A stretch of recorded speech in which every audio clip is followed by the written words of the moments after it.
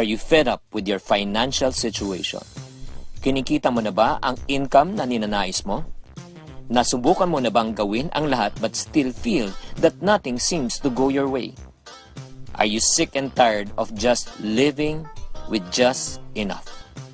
These were the questions that I was asking myself when I was still struggling to earn, trying my best to make both ends meet. Dear friends, hi, my name is Chinky Tan, also known as Mr. Chink Positive, your wealth and life coach. I'm the author of 8 books, Till Death Do Us Part, For Richer and For Poorer, and many more. This may come as a shock to some of you na ako mismo ay nahihirapan din kumita ng pera nung ako ay nag-uumpisa. And this is what I've discovered over my 35 years of selling and being in business. Hard work and patience are not only the prerequisite to achieve success. For you to better understand, matanong nga kita, masipag ba ang mga karpintero at kargador? Yes. Matyaga ba sila? Yes. Ang tanong, maginhawa ba ang buhay nila? Your answer is as good as mine.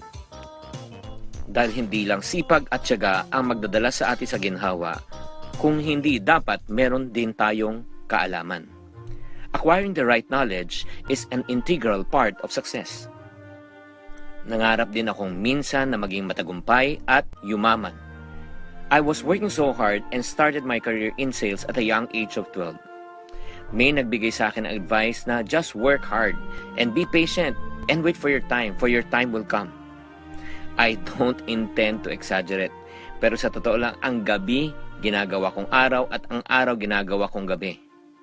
Kung magiging successful lang ako working 25 hours a day, I will do it. I work hard, really hard, pero kahit anong kayod ko, money seemed to be very evasive.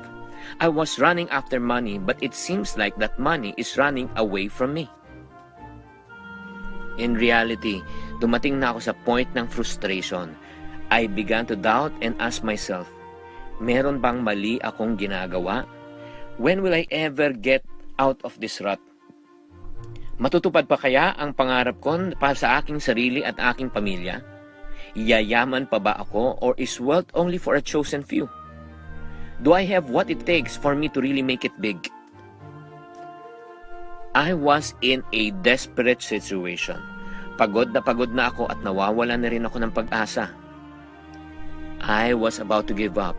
Then my life was totally transformed after reading a book that talked about the power to create wealth. It usually takes time for me to finish a book, but this was one of those books na hindi ko maibaba hanggang sa natapos ko siyang basahin. I then discovered why I wasn't earning the income I deserved. Ang problema pala ay hindi yung mga bagay na ginagawa ko, kundi the way I think. Ang main source pala ng problem ay mali ang aking money mindset. What is money mindset? Aminin man natin o hindi, the way we earn, save, handle, spend our money is only a reflection kung paano tayo pinalaki mula sa ating pagkabata. Kung ano ang ating narinig, nakita, na-experience when we were young forms our money mindset. Just imagine if you were born in a family of Henry C., the owner of SM. Ano kayang pinag-uusapan nila araw-araw? Probably how to create more money, how to expand their businesses. For that family to earn money, is it easy or hard? Definitely, it's much more easier. For that family to earn millions, normal or abnormal? Definitely, it's an everyday thing. Normal siya. What if you were born in a poor family? Ano naman kayang pinag-uusapan pag ikaw ay pinanganak sa isang pamilyang mahirap? Ang goal naman is to what? Survive. For that family to earn money, is it easy or hard? Definitely, it's harder. For them to earn millions, normal or abnormal? Definitely abnormal. Chinky, are you saying kung ako ay pinanganak na mahirap, mamamatay ako mahirap? I beg to disagree. I've witnessed a lot of people who used to be poor before, but right now they're very rich. But admit it or not, ang laki ng epektong na nangkaraan sa pangkasalukuyan. So my question is your money mindset programmed to think poorly or richly? To think in abundance or scarcity? To think in fear or in faith? It does not matter how hard you work today. If hindi magbabago ang money mindset, wala ding mangyayari. Believe me, been there, done that. Because everything that happens on the outside is only a manifestation of what's happening in the inside. Everything that happens to the exterior must first happen in the interior. Kung ayaw mo ng output mo, you don't change your output, but you better change your what? Input. If you want to succeed, seriously succeed, you need to reprogram your money mindset. You need to understand kung paano mag-isip ang mga rich and how they run their daily affairs. You need to unlearn and relearn new habits para makakuha ng different result. You need to change how you create, handle, and spend your money. Matapos kong ma-realize ang mga bagay na ito, nagsimula akong i-apply ang proven and tested methods of creating and growing wealth. My financial life dramatically changed. It helped me produce immediate results na gusto kong ma-achieve.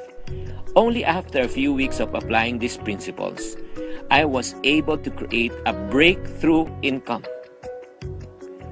From an average income of 15,000 per month, it became 25,000. From 25, it became 50,000. From 50, it became 100,000.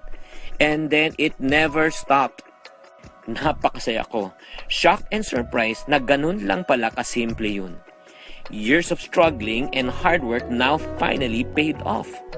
Para siyang kandado na nabuksan ng isang mahiwagang susi. This is what I personally noticed. As my belief system started to increase into a new level of confidence, nagsimula ding tumaas ang income ko. On my first year, I was able to transform my annual income to 6 months of work. On the second year, I was able to transform my annual income to 3 months worth of work. How about my present income? Ito lang ang masasabi ko. The more I practice the principles, the easier it got. Pero kung hindi ka pa rin convinced, read further.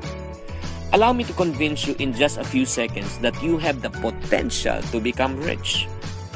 Samahan mo lang ako at sagutin ang simpleng mathematical questions na ito.